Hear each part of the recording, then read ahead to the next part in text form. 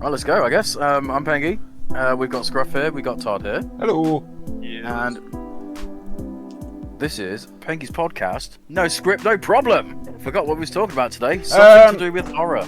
Yes, so in the news today, Saber Interactive announced that they will be stopping development of Evil Dead the game. The servers will stay up, but no new content will be arriving. Barely, is it been a year?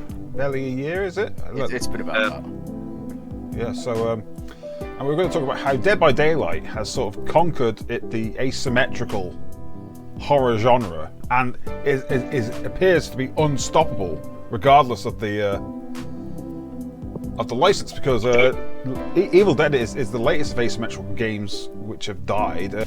Top of my head, yeah. That's the thing. There's so many of them.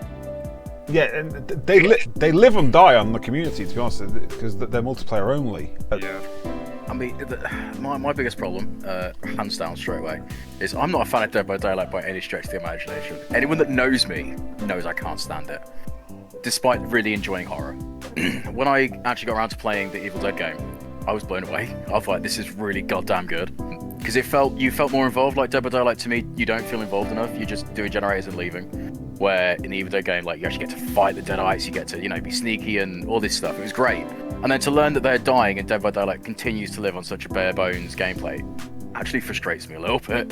Yeah, I agree with you. I mean, Dead by Daylight seems to have bottomless pits to just bring in cameo after cameo after cameo. I mean, what's the latest one? Is it Nick Cage? No, Alien.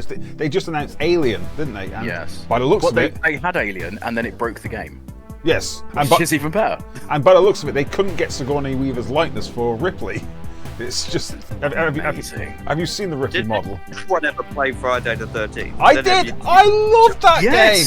I loved it. That game is so jank. It's Yes. I wouldn't exactly call it a well-made game, but that game was so much fun. It was so much fun, even though it was incredibly broken. Oh, it's hideously broken there. I believe that the launch had a memory leak, which caused the game to crash after half an hour having it on. Which is kind of awkward because the missions alone took 30 minutes to an hour. But in fairness, they kept working on it. And to be honest, it wasn't the fact that interest died out because of that game. It's because the license became under dispute over two of the original creators. That was the reason that who did that one? Ilphonic. See, I didn't know that. Yeah, I didn't know that's why the game died. I just assumed, to be fair, as logic would stand, I just assumed it was because Dead by Daylight continued to. No, they actually had they actually found in the files there was a Jason X model and a Jason X map on the spaceship, which they were working on, but they had to. Yeah, love into that game. I believe it's still up. I think.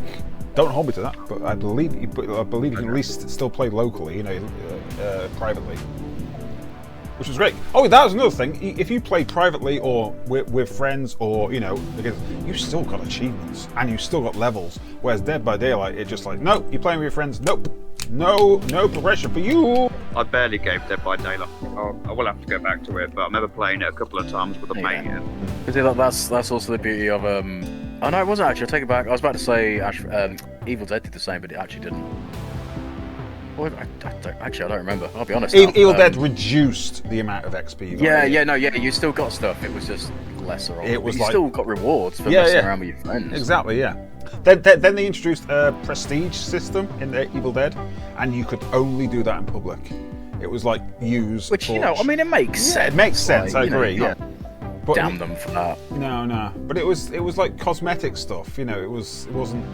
It might have been a few perks or something, but it was percentages on perks you already had, so it wasn't game breaking. There's nothing quite like ticking off that little bit more progression when you finish the match, even if it was like a private or public match. I mean, to be fair, in Evil Dead, I learned this very quickly because it was the one way that I abused it. You could over-level by playing the Deadites anyway. Yeah. You just play Deadites, pool all your XP, bump it into other characters, which was really good. Like if you didn't have anyone to play with, you could just play Deadites and rinse XP. It was great. Another game that suffered from the discuss is a good license, but was the Predator Hunting Grounds game.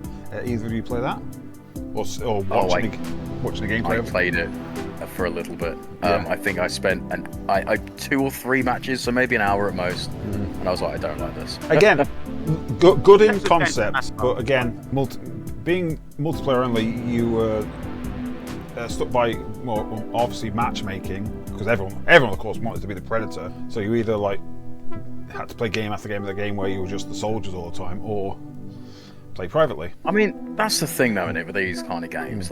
Like you said, they live and die on community-based, but equally, they also live and die because you've got people that want to play as a specific type. You play video games to essentially get a power. Just power fantasy. That's literally a whole thing about video games. Now, Dead by Daylight, again, which brings me back to this a little bit. In Dead by Daylight, it's very much you survive and that's kind of it. As the killer, you get to be this big, hulking, massive, horror.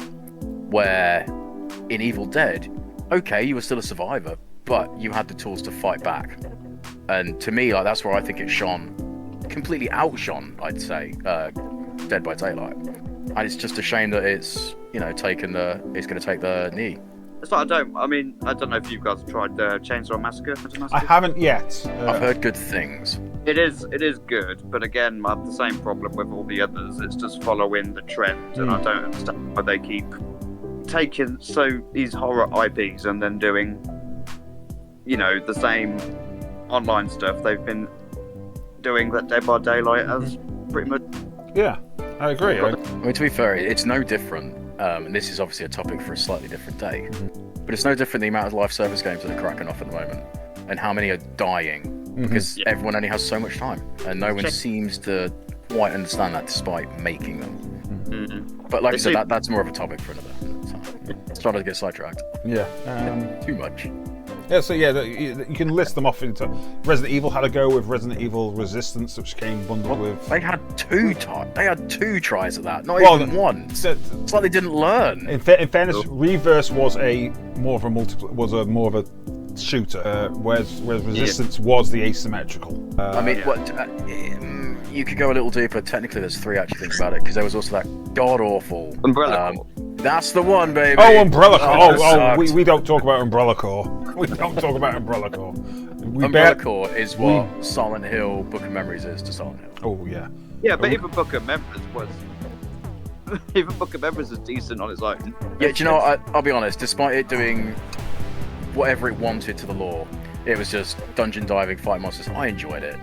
That was actually unfair because Book of Memories is actually decent. And to try and wrangle us back on track, there was also that Dragon Ball asymmetrical game, Dragon Ball The Breakers. Oh God, yes. Which I believe is now dead. Yeah, it was you knew they didn't have faith in it. It was what, 16 quid? It was 16 quid and had a battle pass system. Oh. Damn it. Yeah, I believe they got up to season 3, where they were actually introducing new characters. Like I think season 2 they introduced the farmer that Raditz, the first farmer that Raditz encountered. Excellent. And they also introduced the dog mayor and stuff like that as survivors. They introduced the Ginyu Force as the what did they call them? Stalkers, was it?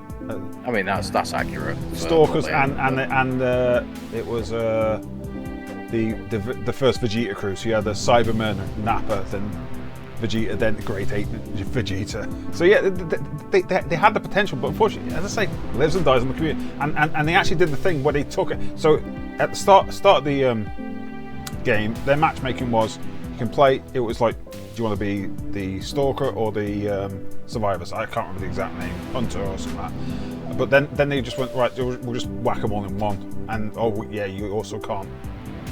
You also can't play private unless you actually have 8 people. What? That's madness. I know. How many?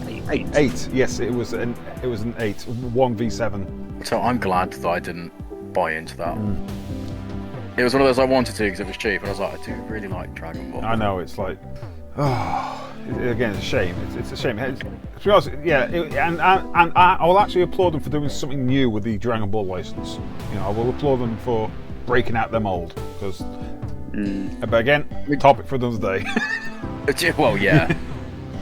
I mean, it's quite impressive that we've started on horror and we're tackling everything that's wrong with the industry instead. Yeah, I know. Which, to be fair, the industry technically is a horror hellscape at the moment.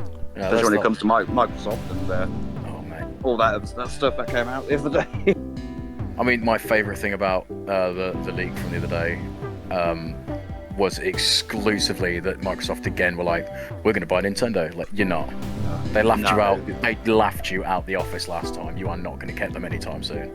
No, but it's like, it just shows, I think, Phil Spencer's just this aggressive businessman who seems to think that buying every single company he can. I mean, I know Sony is similar, but trying to buy every single they actually company, put money into the projects that they buy.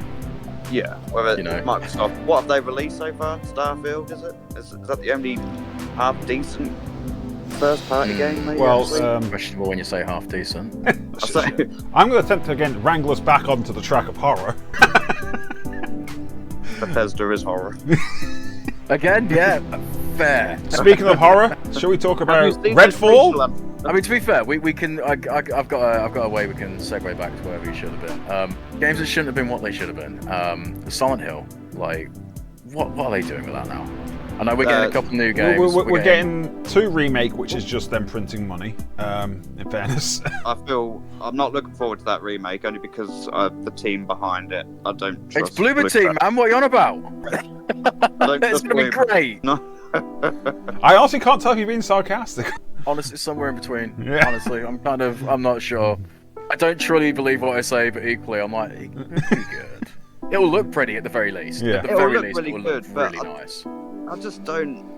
Silent Hill 2. I mean, I've tried to explain this to people on Twitter. It's one of those games that was such a part of the Yeah, you don't touch it because it was so deliberate in the way it was made, including the hardware it was made for. It was so deliberate. The music, the story, the voice acting, even the voice acting. It was all deliberate, and I feel like they're trying to make it into this like mainstream, generic. I just fear for it. I really do fear for that. I share really your fears. do. I share your fears of that because. I'm unsure though. It depending on what they do. If they're doing a 1-to-1 remake, if it's faithful, the thing is they're in a bit of a tricky situation because if they do a 1-to-1 remake, then everyone's going to go, "Well, it's just a la Dead Space." However, if they go for the Resi 4 style remake where they change things around, you're going to get both sides of the corner. It's like, well, it's not the same game anymore. Or they do the spoilers, Final Fantasy type thing where it's kind of the same but kind of different. Yeah, sort of. A game should know. You know, again, topic for another day, but that should not have been called remake. No, any other name and it'd have been fine. Remake was not the name it should have been. No, I agree with that. So I mean, you know, Silent Hill F. I mean, that looks promising. That looks interesting. But they've shown nothing of it, but it does look cool. Yes. Like I like the idea of they go into the whole, you know. And I am Japan genuinely for Japanese horror. I'm like, yeah, okay, I'm here. The one that just confused me is it Ascension? Is it called? I know it's not. It's not a game. It's like a live streaming thing. I don't know really what to call it. I don't get it. Maybe just a proof of concept. I don't know. It's like a choose your own adventure thing, but it's like live streamed. I suppose is the best way I can describe it. I mean, it could be interesting for people that stream. Like, it could be an interesting streamer type thing. Yeah. I want Townfall. I got that. But then that's been made by. I can't think of their names now. Like, in essence, and I know I'm oversimplifying this game, but in essence, wasn't Shattered Memories almost a choose your own adventure as well? It literally was, yes. Like, to a point, it was basically that. Yes. Yeah, I see what you mean there, but then it was just choice. The choices didn't really matter in the grand scheme. It was like you could cherry pick what you wanted to do. It was, I mean, it was for the Wii. It was revolutionary because it was like you did the colouring thing and then everything was. Oh yeah, the house house is the colour that you colour. Yeah. And to be fair, the Wii needed more games like that. Yes, that's because they had nothing but shovelware. The few good games were all first party. Mm-hmm. Well, in fairness, that's for the way the Switch is going as well. This is true. The Switch eShop, that's horror. Oh, horror. There are some good things. Navigate that eShop is just awful. It's terrible. You know, it's funny because because despite some of the games being true garbage, proper shovelware garbage, I have a habit of looking into sales regardless anyway. Yeah. But a few years back, and I actually told Todd about this game because I was like, you need to play this. It's so good. Extremely awful titled game. It was called A Robot Named Fight. You'd read that title and you'd be like, I'm not looking at this. I went the opposite way. I was like, okay, let's see what this is. And it was take Super Metroid from the SNES, put it in a roguelike, and that's the game. And I found it in one of the Switch sales. It was £1. I was like, do you know what? For £1, I'm dipping into this. And it is one of the best roguelikes for I think I've played. Like, we've got all these fantasy ones. But this, A Robot Named Fight, it was, and this actually does stay in the horror theme.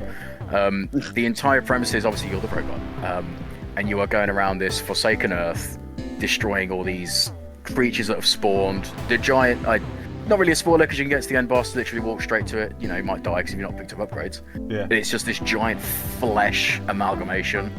And as you're going around, you find all these creatures, just generally like flesh creatures that you mush up. Really good game again, but it was like £1 when I found it because it was in one of those. Oh, here's a big 90% off sale stuff. There are some good games if you look for them, but the trouble is you have to look for them. That's true, and even if you slap it to the 90p, it's like, oh boy. Yeah. Oh, But yeah. even so, like there are still some quality horrors on there for so much for little price. Signalis. I don't know if you've. Yes, heard I've yet to Signalis. play that. Oh, That is so I'm good. hoping to play that Brilliant. this Halloween. It's really good. Yeah. You won't regret it. It was that or the chant, and I'm umming and ahhing about it.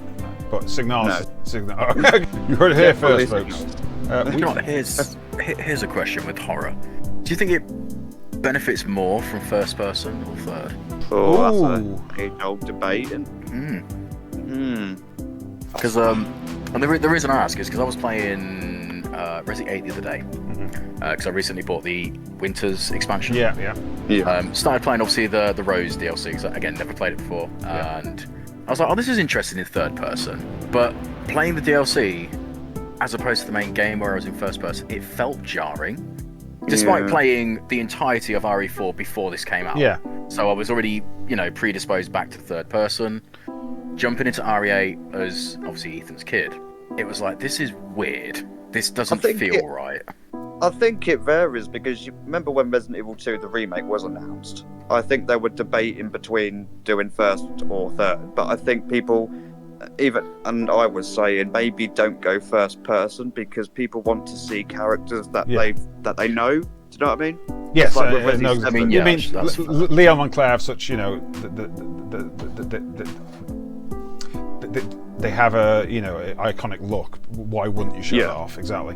Whereas Ethan, Resi 7 was a completely different character. Yeah. No, so Ethan was supposed to be Joe Everyman. You supposed to it's supposed to be you could put yourself in his shoes. Yeah. I mean, the one thing I do like about 7 is that when they added the third person with that DLC, even if you try and look at Ethan's face, he looks away all the time. It's just little touches like that. I love that. It's such a silly, unnecessary thing to add.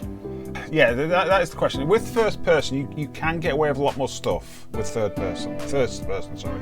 But then you have the problem of like you either wrest control from your character from it to show off your set piece, or you try and direct. Whereas in third person, you can have things that. I mean, there was a game called Song of Horror. Yes. Yeah, it did great things with the fixed camera angles. Like if you were coming to the edge of the, so it's the old style Resident Evil 1 sort of camera style, where it would switch scenes when you reach the edge of a screen, and it did excellent things where it would trigger something happening as you left the screen. It's yeah.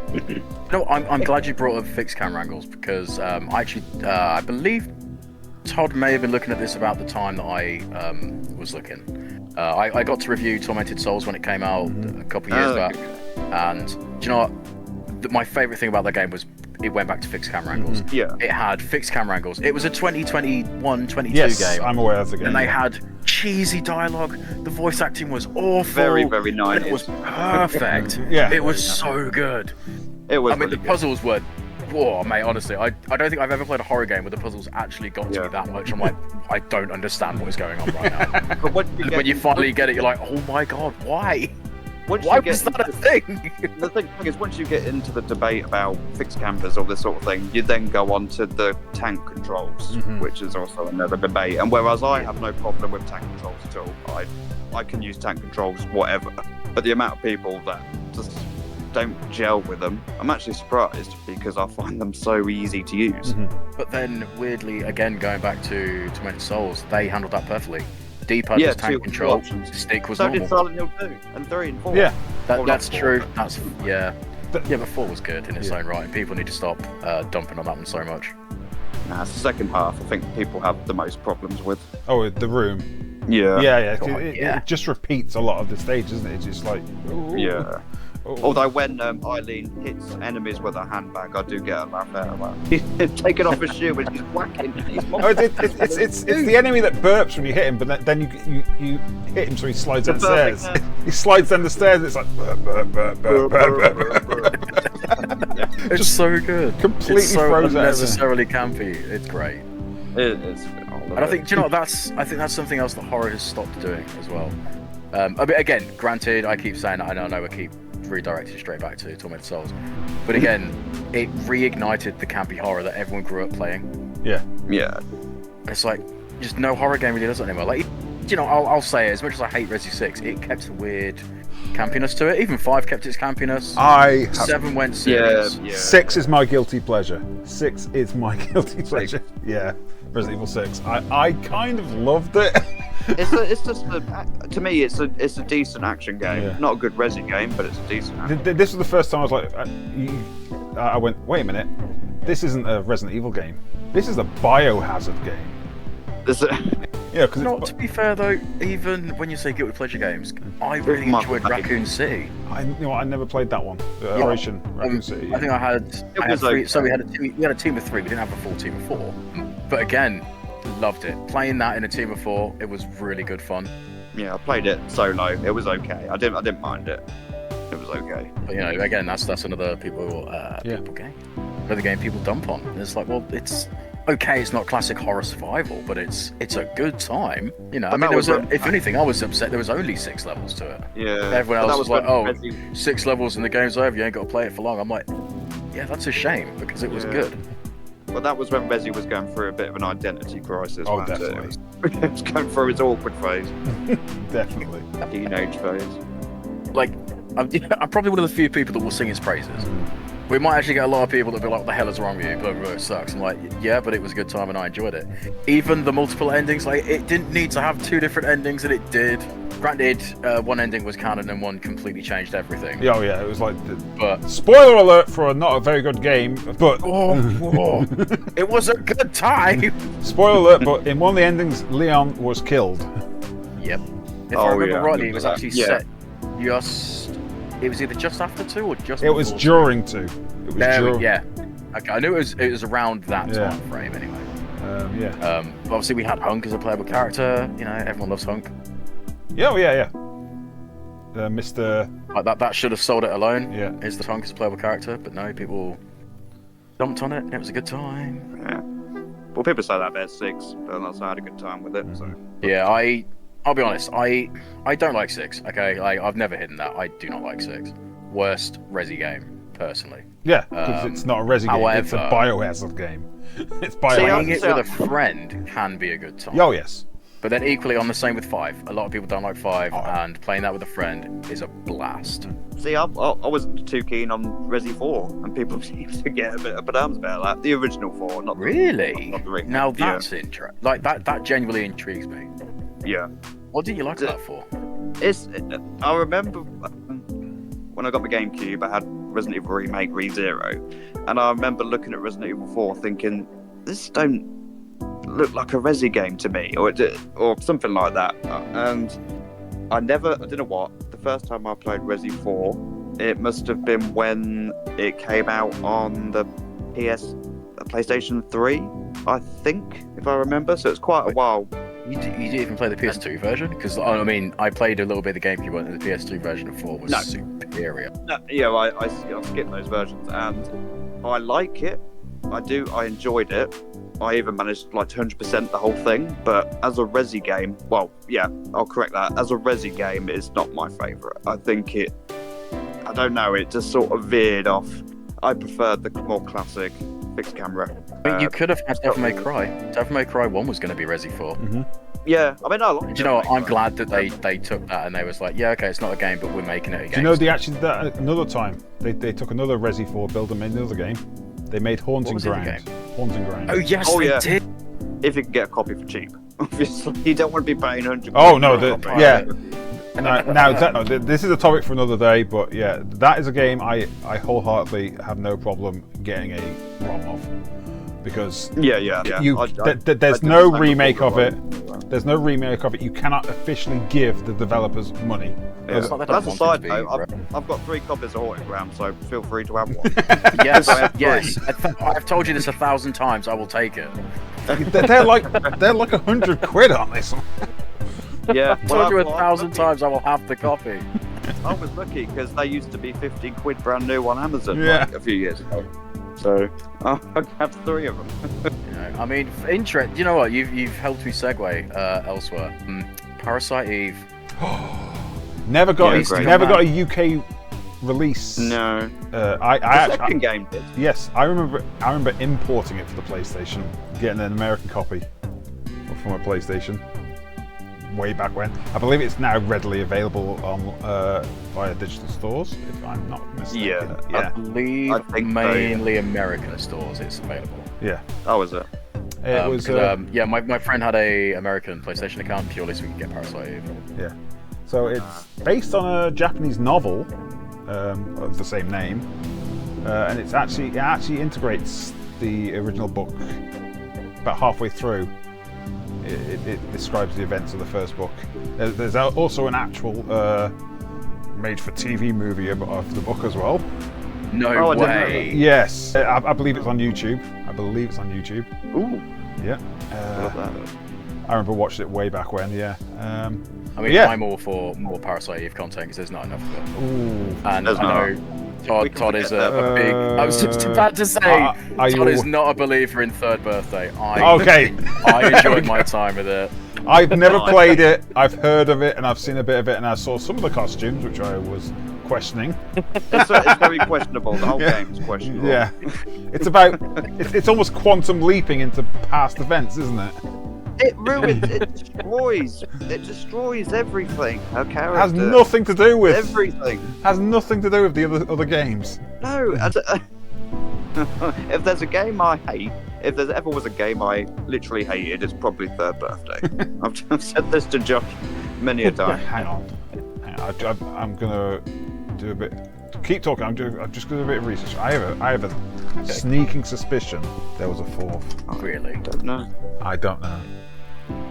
I mean, it's surprising, like, with all the remake. We are in the age of remake, let's be real. That we haven't had anything Parasite Eve related. I know, you would have thought Square would be on top of that, especially it's honestly a crime. No. The problem is that Square are too invested in making live service games that die within a year. And NFTs. Do you remember the statement for 2 years running that they were going to go into NFTs? Look how that planned out, Square. Good job, buds. Well done. Little hand clap there. But anyway, back to Parasite Eve quickly before we go into another tangent. We're trying to say we're fully neurodivergent here. Because you wouldn't be wrong. No. But yeah, no, it's it's a game I hold very dear. Yes. Even because it's just sorry. No, I was going to say even with the weird hybrid combat in the first game, which now did Vagrant Story or Parasite Eve come out first? Because they both share a similar, like the weird sort of orb combat system where you pull up an orb and that was your range of battle. Yeah. I preferred the second one. Wait, hang on, if I'm trying to remember it right. The second one is set in a skyscraper to start with. Well, it started in the skyscraper, then it moved to that small town. Yes, that was 2, wasn't it? Yeah, that was 2. They took a lot of cues from Resi for 2, I think. Yeah. I really enjoyed 2, especially the mix between magic and gunplay. Yeah. Mm-hmm. It was so different. It was just unique and it was different and it was weird. and it was grotesque. You could get the first boss to have the gun blade from Final Fantasy VIII if you were quick enough. Yeah. Oh yeah. I was Square. Do something with it. Oh no. Bring it back. Even if you just port it, I don't care. Bring it back. On a similar vein, Capcom, do something with Dino Crisis. Do something with Dino Crisis. I mean, do you remember what happened with the third game? Oh, I blocked it. I blocked that from my memory. What, dinosaurs in space? Oh, that was dumb.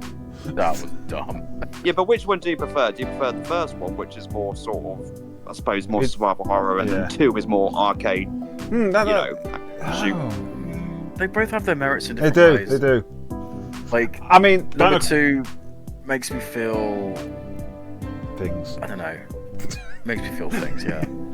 I think the fixed camera angle thing was showing its age by Dino Crisis. I think. I think it was showing its age by then because there was and them moving to a more arcade. I'd say arcadey, but it was more arcadey for number 2 was a good thing. I mean, it shows they were willing to experiment. Yeah.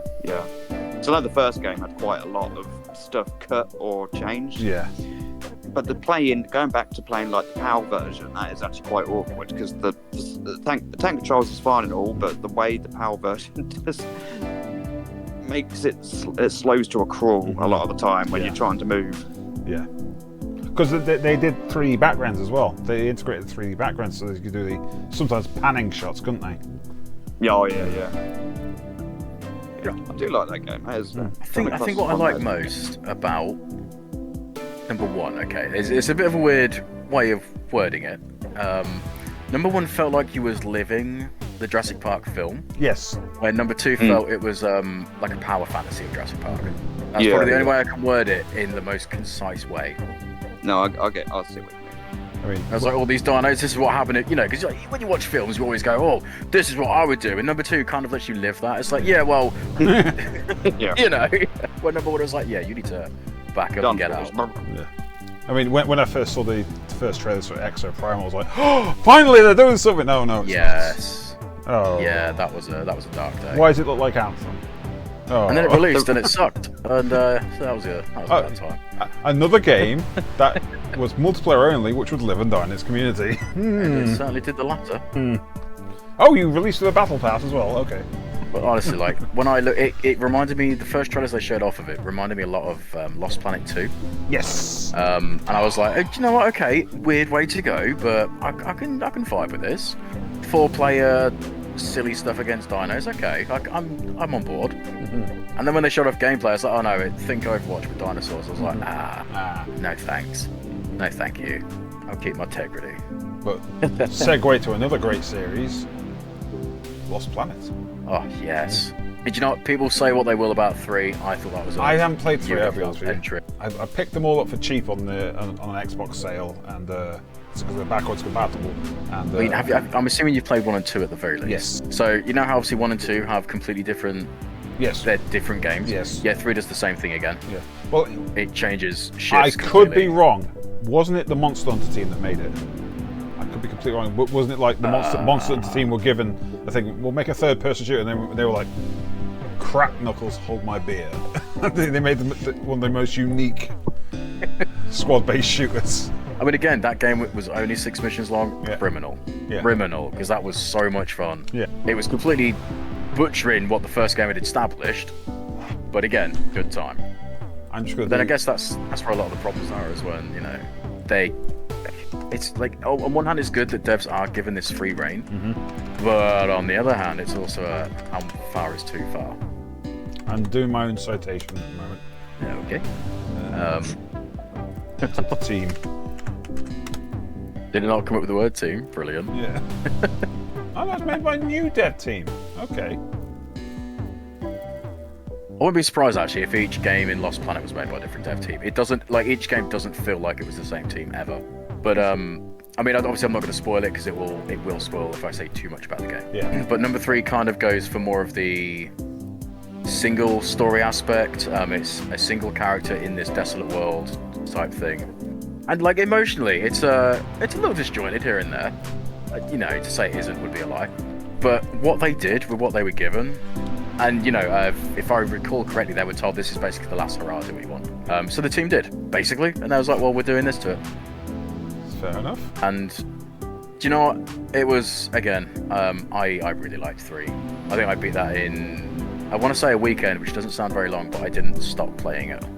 I think I threw easy 15 hours in. Like, probably more, actually. I'm trying to remember how long the game is. I'm just going to go Google that now. I know I put a lot of time into it. You know what game reminded me of the Lost Planet series a lot, which shouldn't have? And that was Dead Space 3. Oh, Dead Space 3. Yeah. The average length for Lost Planet 3 is 10.5 hours. Yeah, I put about 15 sounds about right. Because I was, fanning around doing all the exploring, and every nook and cranny is like I'm looking in it, on it, around it, touching it, tasting it, in that order. I mean, I don't know how much people know about the whole Dead Space fiasco, because let's call it what it is. It's a fiasco. It is. So obviously when Dead Space 1 was conceived, EA pushed quite heavy for that game to have co-op, and basically everything that Dead Space 3 is, EA pushed for that from day one. Yes. Yeah. That's Volition were like, no, this is the game we want it to be. Thank you. Multiplayer, no, and they continuously fought back. They caved a little in Dead Space 2. They was like, well, here's your multiplayer, whatever. But and here's your microtransactions with your suits. Yeah. Because EA wanted Dead Space, the series, to be pushed into proper franchise material. They were doing comic books and all this sort of thing. They were really pushing it, even though in the end it just didn't go well. Well, EA killed it at the end. Because EA killed continuously did anyway. Every studio that they've pretty much acquired in the past. You mean, I don't get me wrong. Again, this is a really, really easy topic to get on. I'm holding myself back. I am holding myself back here. I mean, the best thing is that I can still stick within the horror roots on this, but again, another EA company. Another game that EA published, Dante's Inferno. Yes. Another thing that they killed. Don't get me wrong, I genuinely have a copy of the Divine Trilogy. I love it. No, the Divine Comedy, sorry. I have a genuine copy of it. Nice. And is it signed? It completely, don't get me wrong, it butchers the source material. Oh, yeah. But it's a good time. And then they left the game with this to be continued, and then I was like, yeah, no, we're not going to do that. It's like, why? I mean, good luck making the second part of the story into a game. That'd have been interesting. Yeah. Because there was next to nothing to murder in that. But good luck. I'm interested to see where you go with this. Yeah, no. EA being EA. And good luck streaming that game on Twitch. Oh, mate, yeah. Tell me about it. I'm thinking of one fight in particular. I've got a couple. I mean, it's not even horror related, but I mean, just going to the whole nudity thing on Twitch, man. I nearly cacked myself when I forgot to turn off nudity on Baldur's Gate. Oh my god. It can't be that bad. Oh, it is! I'm like, wow. Yes. They were like, yeah, okay then. Yep, there's dangly bits everywhere. Oh, it's hilarious. Good on them, though. Yeah. But then equally, I mean, again, like Dante's Inferno, again, was not afraid to be like, here, have a wiener, have a boobie. Yeah, they were like, yeah, this is what it is, deal with it. Okay, I guess. But then I guess EA's biggest downfall on that specific horror franchise was definitely their advertising, because oh my god, if you have never looked up the advertising that they did for that game, it's abysmal. It's ridiculous. Really? You have to look it up. I'm trying to think of some that aren't that bad that I could say. I think so. What they did is they sent out specific things to do with the Seven Sins. So they had one for, I think it was greed. One of them they had for greed. It was a wooden box that they sent out to X amount of people with, I want to say it was about $1,000 maybe, to promote the game, which isn't that bad. That's pretty tame compared to the other stuff that they did. Although if you look back at some advertising for games, especially back in like the PlayStation 2, GameCube sort of era, some of the advertising is you wouldn't believe that they would do that. Oh yeah, yeah. Like, I'm thinking of Rayman, the one where he's in the bathroom and with in the cubicle, yes. and then there's blokes looking at Rayman like as he's having a pee. It's like, okay, what kind of advertising is that? I mean, it was, oof. It was something. I'm generally just trying to think of some of the other ones and I'm trying to think of a way to word it. Yeah, genuinely, it's difficult. The best thing I can say is just go. Who did it? There was a YouTuber, Matt McMuscles. He actually did like a breakdown of their what the hell went wrong. It's literally called What Went Wrong. What the hell? Oh, yeah. yeah. What happened? To What Dante's happened? Inferno. That's the one. What Yes. What happened? Yeah, what happened? What happened? He goes into obviously everything about that's kind of his series, and it even goes into like everything that they did with the advertising, and some of it is abysmal. Like I mean, the one for Lust, I can't remember the exact details, and I'm trying to keep it as PG as I can. Let's just say payment to women was made. Ooh, To do with Lust. Other things happened. I can't say here. It was a time. It was a thing. I mean, that's a whole other subject. Dodgy, Yeah. It was not a good look on them. Dodgy game commercials. I mean, a million $1, but this is another topic for another time.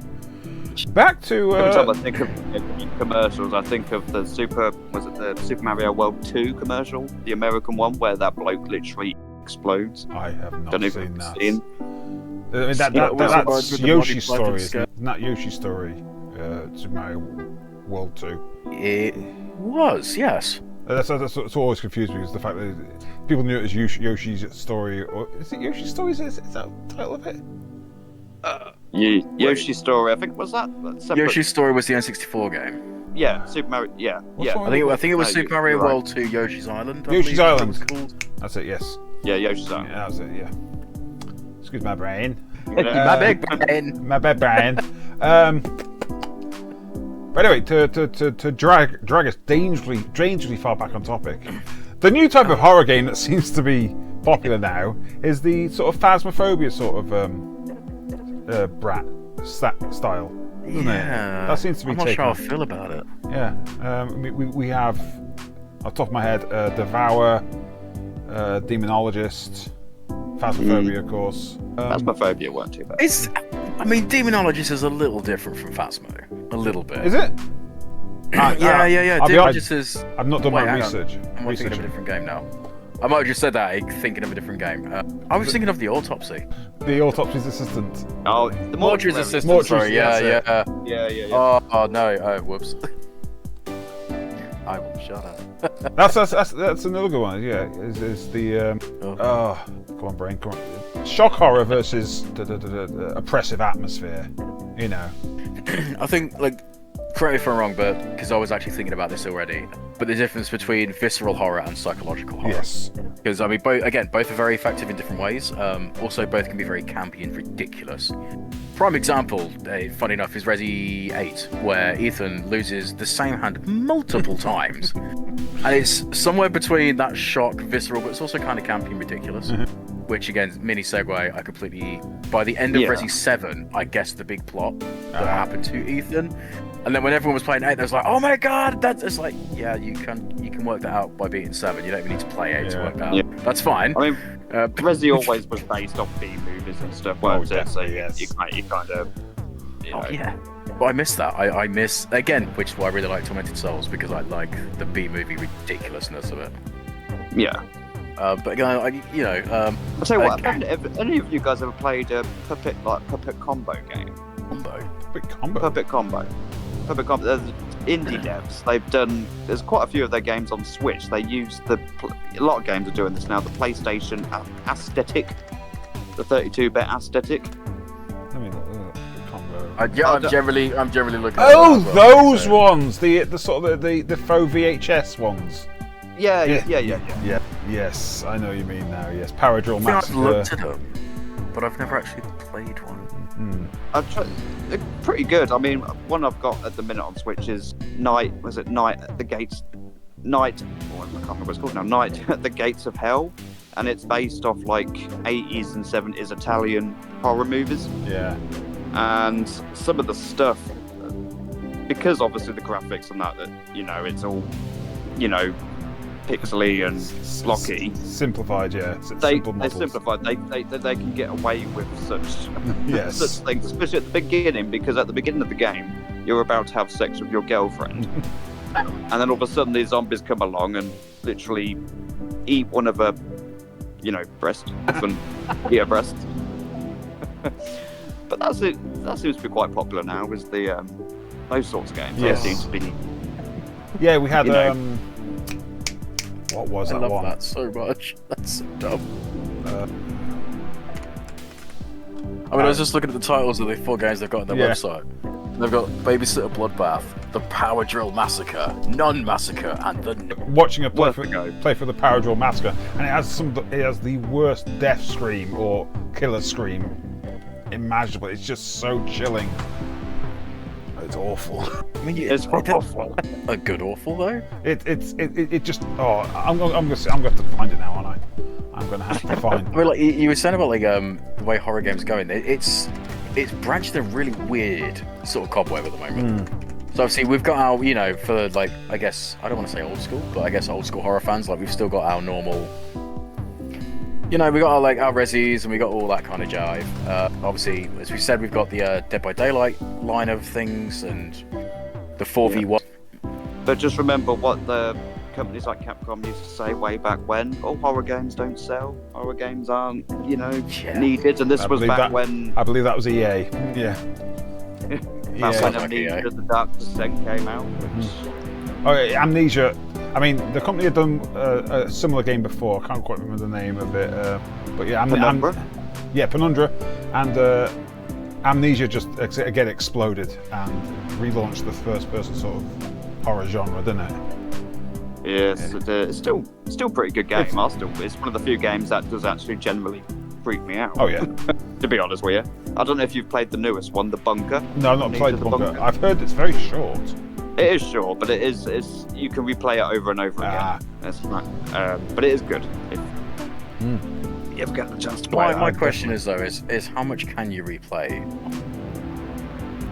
Because to me, you can replay Resi 4 over and over, and to be fair, any Resi game for that matter, because when you beat it once, it then becomes power horror fantasy. Yeah. But then again, like Amnesia is kind of a one and done. It is, yeah. Yes. But I believe the Bunker is one of those ones that changes each time that you play it. So something does shift, or But then what? I mean, again, I've not played it. I'm generally asking, so I have no idea. What shifts? Because if it's just they move one item here, around. Yeah, it's basically like items change around. Where obviously there's something after you that changes. Rooms switch about. All this sort, basically. So it is different every time. Oh, you see, now I'm trying to think of that game that I was playing. I was actually gifted it by the Reef team, funny enough. It was something Corridor? I was like, I'm going to take the name. I'm going to take a guess. It was a PT sort of clone. No. Okay. Colour me surprised. I can't remember the name of it now. It was something like Haunted Corridor or something really weird.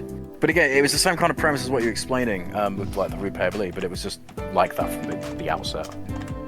You literally, like, the entire premise of the game is each floor you have to get set items, get the set items and get out before the thing catches and grabs you. And if you fail on that floor, you get reset to the beginning of that mission and everything is weird. The entire layout's changed, the items are all randomized again. Yeah, it does ring a bell. I'm wondering if... I really can't remember the name of it.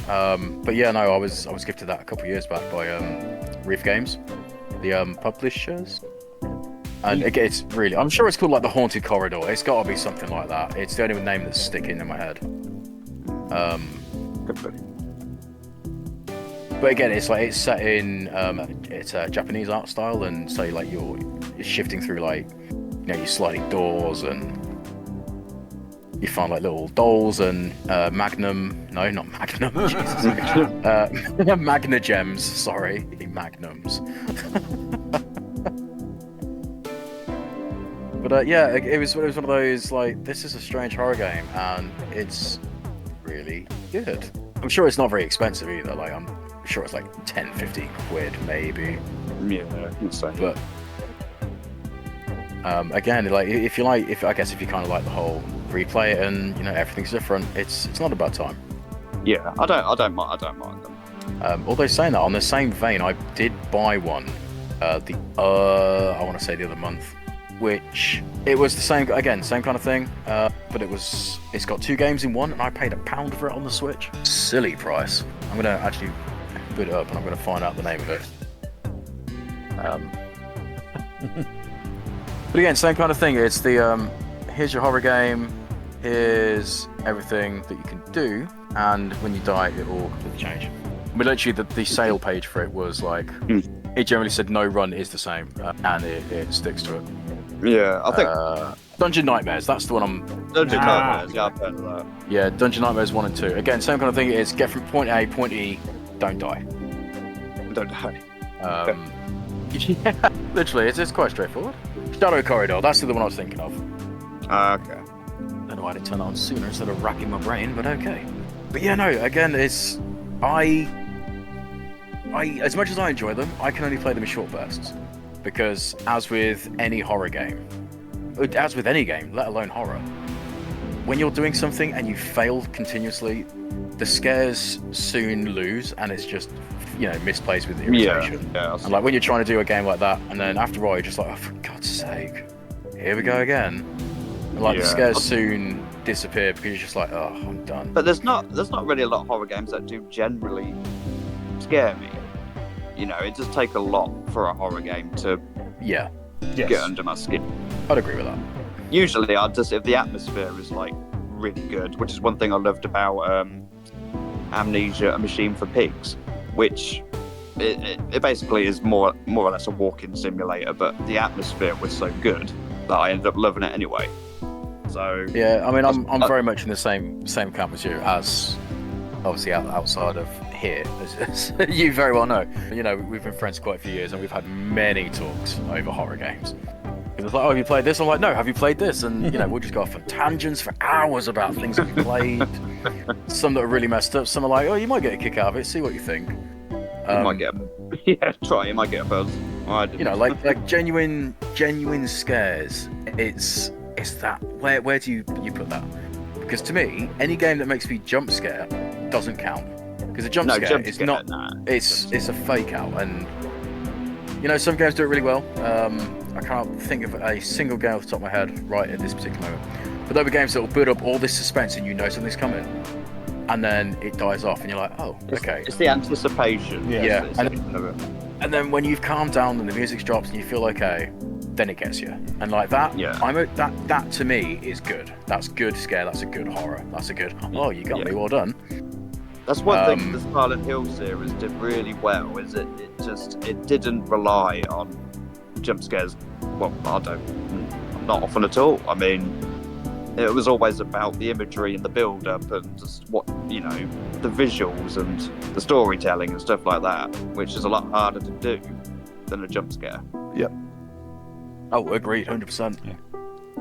Which segue into why I don't like Downpour is because I didn't feel like I had any of that. No.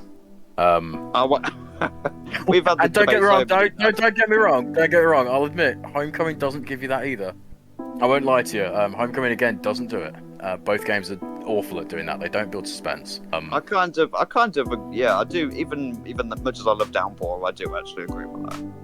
I liked the idea. I liked the intention behind it, but that's it. I mean, I've said to you many times, Homecoming isn't a bad game, like on its own. But I've been thinking about this a few times when we've not had talks, and I think the best way of describing Homecoming, and I believe you'll agree with me, Homecoming is the greatest hits of Silent Hill. I'd agree with that. Yes, I'd agree with that. I can agree. Yeah, even though I think a lot of those greatest hits shouldn't be there. Yes. No. I agree. 100%. I agree 100% out of context. They shouldn't be there. Which is why I'm saying it's more of a greatest hits of Silent Hill. Yeah. And I think that's why it works so well, because it's called Homecoming. Here's Silent Hill. We're going back. This is what you're used to. Do you remember this thing? Do you remember this thing? Do you remember this thing?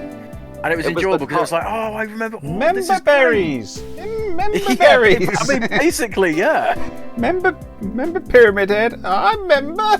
Although I he will would though. the one thing that that actually did, I wouldn't say scared me, but definitely creeped me out, was the boss Asphyxia. That was definitely one of the weirdest things in that game. The design, some of the designs were actually. It was awful, but also really cool, but awful. Yeah. Boss designs hand down were in that game. Yeah. It was just, like I said, it was just a greatest hits. Nothing wrong with that. Yeah. I enjoyed it as it was. As as Todd's already alluded to, we've had many talks on this where he is not a fan. Although Origins, I was saying that Silent Hill Origins, it was sort of the midway greatest hits before Homecoming, in a sense, to be honest. Yeah. But for some reason, in Origins, you can carry like 200 television sets. It's like, why? So you can hear the in stereo. You can fit all this in one pocket. Well, it makes sense. I mean, it's better than the Alone in the Dark remake. Well, I say reboot because we actually ain't got the remake yet. No. Wait, Which one are we talking about? Are we talking about New Nightmare? Are you talking about the new one? No, I was talking about the one before it. The where they did nothing with the series after it because it was, crap. Illumination. Was it Illumination? There was Illumination, and before that there was the terrible. They literally just called it Alone in the Dark. Yeah, they just called called that weird reboot. Yeah, Illumination was the against squad-based shooter, I believe. I didn't play that. I looked at it and it looked tried. Yes, but now we got the one with David Harbour coming. Yeah, that's the remake. Yeah. See, that I'm looking forward to. But I hope Epoxy. I want to say it was 2012 because 2012 had some crap games. It did. It basically it was the 360 era. It was almost a launch title, wasn't it? That's the one. Yes. Again, in premise, they had some really cool ideas. The inventory thing, the way it looked in your pockets and that. Yeah. I thought that was unique. That was pretty rad. Yeah. It's just everything else. It's like let's have real-time body damage on top of the clothes.